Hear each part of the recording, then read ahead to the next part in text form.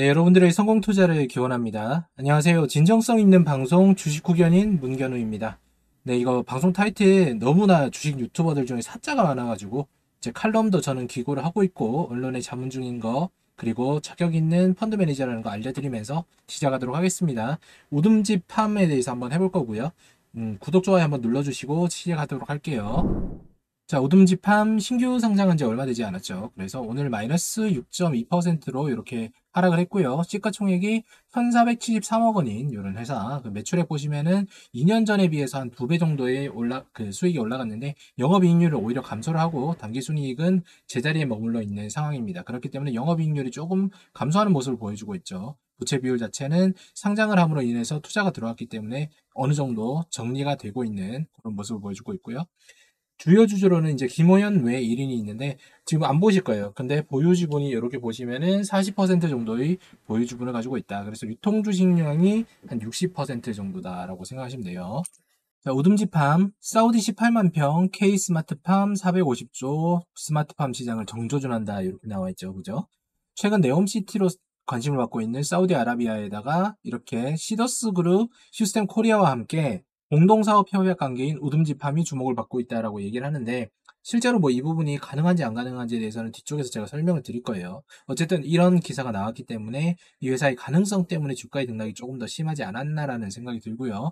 우듬지팜은 첨단 정보 통신 기술과 인공지능 기술을 적용한 이제 반밀폐형 스마트팜 구축 기술을 갖춘 기업이다라고 얘기를 하고 있어요. 자, 일단 우듬지팜은 스펙이랑 이렇게 합병을 하면서 농업회사 법인이 이제 그 상장을 하게 된 특이 케이스죠. 제가 알기로는 지금 이런 회사가 전혀 없는 걸로 알고 있어요. 그래서 비교 분석이나 뭐 여러 가지 분석을 한다고 하더라도 약간의 이제 어려움이 있다라는 거 알아주시면 좋고, 이 회사가 상장을 했을 때에도 역시 평가하는 대상이 여러 가지 회사들이 있었는데 실제로는 비슷하게 이제 어떤 그 비교를 해볼 만한 회사가 없어서 여러 가지가 있었지만 여기 보시면 충족 여부는 단 네 가지밖에 없는 거 보이죠. 그리고 그 중에서도 비슷하게 가는 데는 작물 재배업과 이렇게 뭐 과실 채소 이런 식으로 가는 건데 농우바이오나 아시아 종묘나 이런 쪽으로 본다고 하면은 지금 우등지팜이 얘기를 하고 있는 그런 스마트팜이나 여러 가지랑 약간 차이가 있어요. 그래서 요거는 비교 대상에 넣지 않도록 하겠습니다. 이런 것만 있다는 것만 그냥 확인만 해주세요. 어쨌건 사업의 개요를 이렇게 보면은 사업의 개요 전에 이런 식으로 이제 뭐 그 이야기가 나온다. 단어에 대해서 설명을 해둔 부분이고요. 이런 거는 뭐 아시겠죠? ICT, 정보통신기술, 그 다음에 ICT를 이용한 뭐 스마트팜, 뭐 이런 식으로 탄소 배출권, 이런 것도 아시잖아요. 그죠? 탄소를 갖다가 배출하지 않는 이런 스마트팜 회사들은 탄소 배출권을 탄소를 많이 발생시키는 석유화학이나 이런 회사들에게 팔아서 수익을 낼 수가 있다. 테슬라가 이 부분에 대해서 이제 어느 정도 연명을 했던 부분이 있잖아요. 그 매출액이 나오지 않았을 때 사업의 개요는 당사는 부여군 스마트팜 원예 단지 내 면적 11헥타르에다가 스마트팜 온실을 직접 재배 생산하고 있다라고 되어 있죠. 그죠?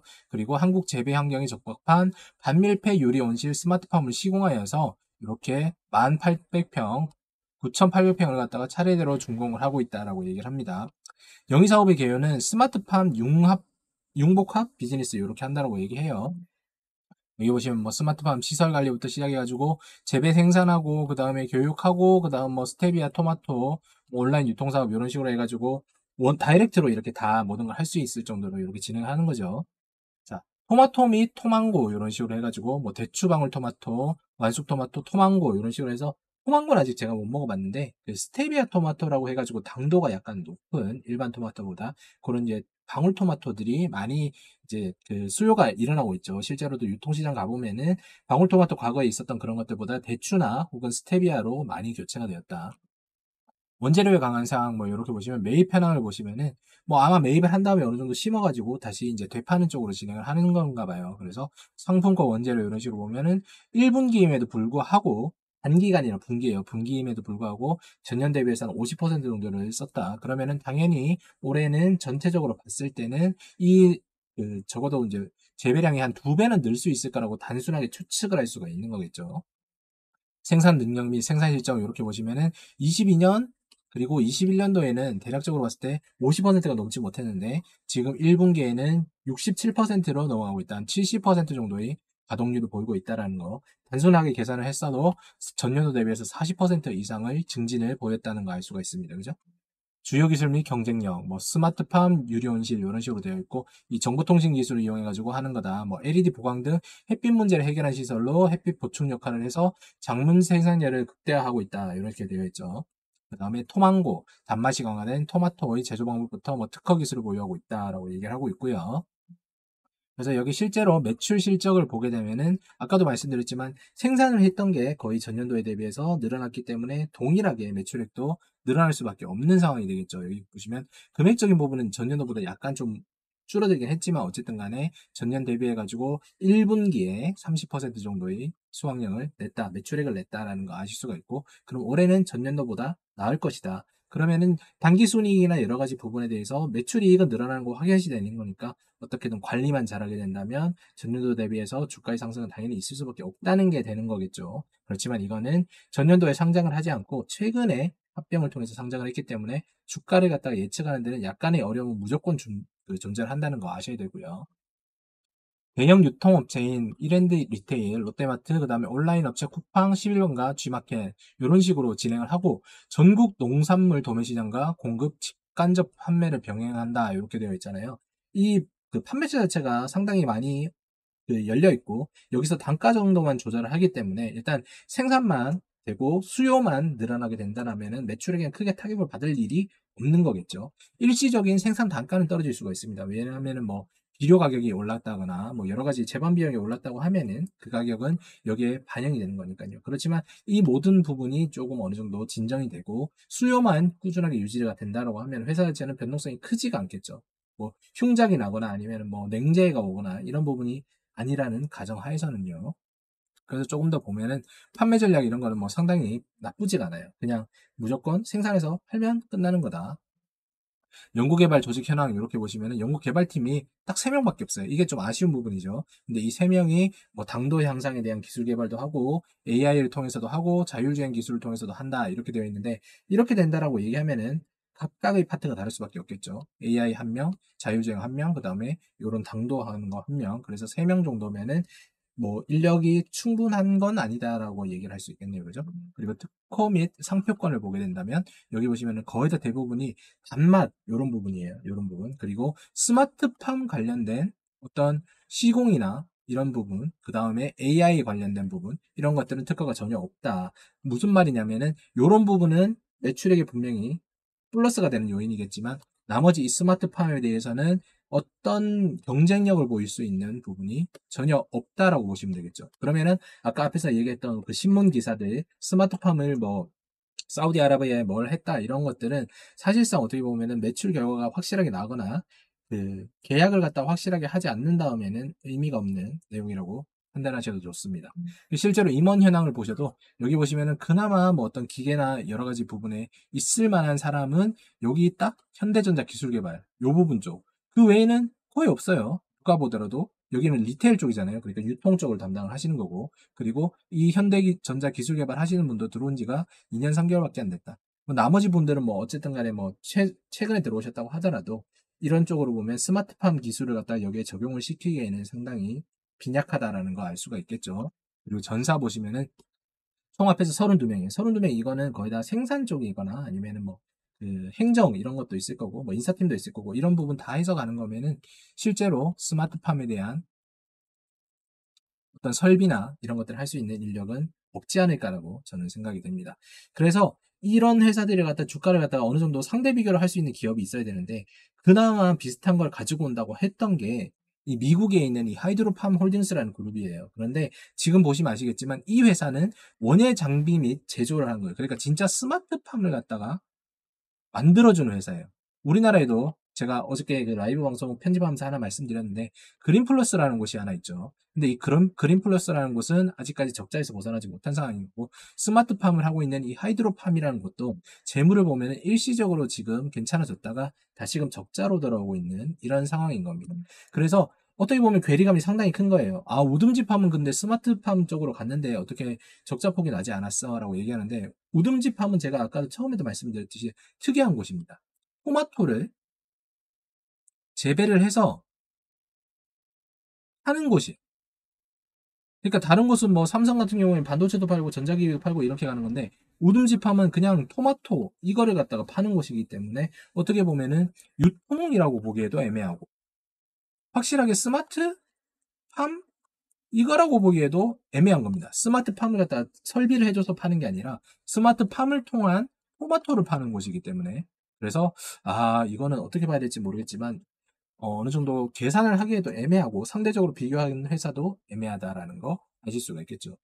그리고 무엇보다도 기자의 신빙성이 상당히 많이 떨어지는 게 기사 부분에 있는 그 시더스 그룹이 뭐 휴스템 코리아 아카데미 뭐 이런 것들 대략적으로 댓글을 갖다 검색을 해보면은 폰지 뭐 이런 얘기가 좀 많이 나와요. 이 부분은 제가 한 게 아니고 저는 이제 캡처한 거기 때문에 저에게 대해서 법적인 책임은 없습니다. 어쨌든 간에 이런 부분은 제가 한번 시더스 그룹에 대해서 휴스템 코리아 한번 알아보도록 하겠습니다. 적정 주가는 이 차트를 보면서 한번 이야기를 하도록 할게요.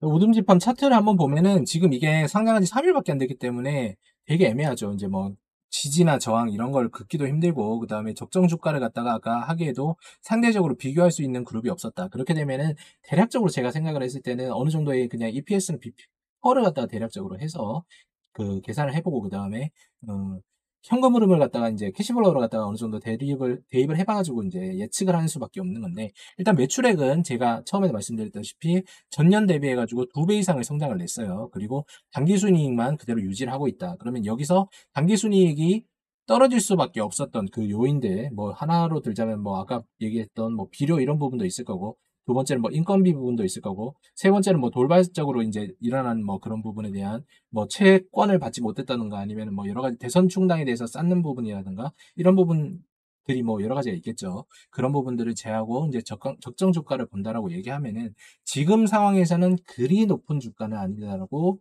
보셔도 될 것 같아요. 물론 주주들에게 그 기존에 있었던 주주들에게 대략적으로 책정을 했었던 가치는 주당 한 700원대에서 한 800원대로 계산을 했었던 걸로 저는 그 아까 확인했었는데 요 가격대에서 지금 요걸 보자면 한 4배 정도 올라온 거잖아요. 4배 정도라고 하면은 지금 매출액이 나아진다는 가정으로 봤을 때는 그렇게 높은 가격은 아니다. 그렇지만 매출액에 대해서 또 변동폭이 어느 정도 있어야 되는 거고 신규 상장주기 때문에 어느 정도 지지 저항과 그다음에 그 다음 분기에 대한 그 보고서가 나오지 않은 다음에는 적정 주가를 추측하는 거는 상당히 어렵다는 거 여러분들 아셔야 됩니다. 어쨌거나 지금 상황에서 700원보다는 4배 정도 올라온 상황이기 때문에 적정 주가라고 하더라도 여기서 더 올라갈 수 있어. 더 미친 듯이 갈 수 있어. 이렇게 보기에는 상당히 어려워요. 왜냐면 아까도 말씀드렸다시피 이거는 진짜 그냥 생물을 재배해서 파는 게 중점적인 회사예요.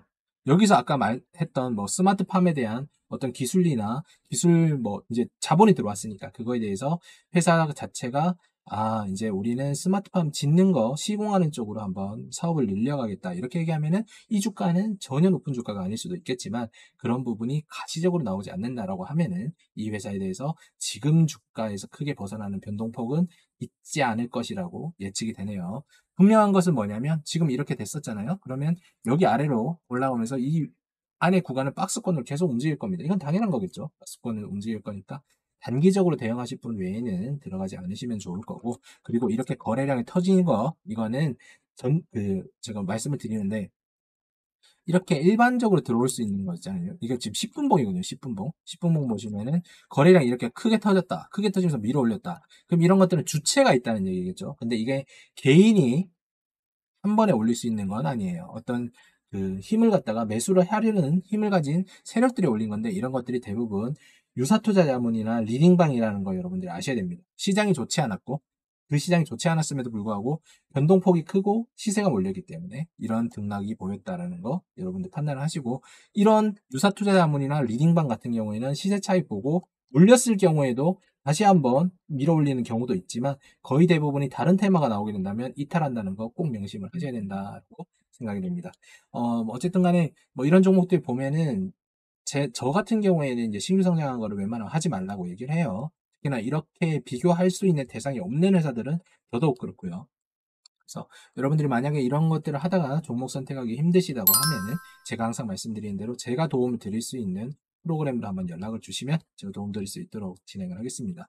오늘도 시청해 주셔서 너무 감사드리고요. 뭐 종목 궁금한 거 있으시면 댓글이나 이런 것을 통해서 종목명 남겨주시면 제가 분석할 수 있는 종목 한번 체크해서 그 투표를 통해 가지고 선정한 다음에 이렇게 영상으로 만들어서 올려드리도록 하겠습니다.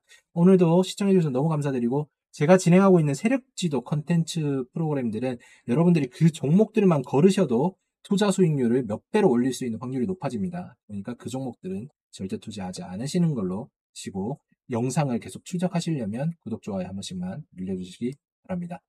모든 종목들을 매수할 때는 주변 환경과 그다음에 이해도, 그다음 데이터가 필요하다는 거 꼭 잊지 마시고요. 차트만 보고 매수를 하시는 그런 바보 같은 짓은 하지 않으시기를 꼭 빕니다.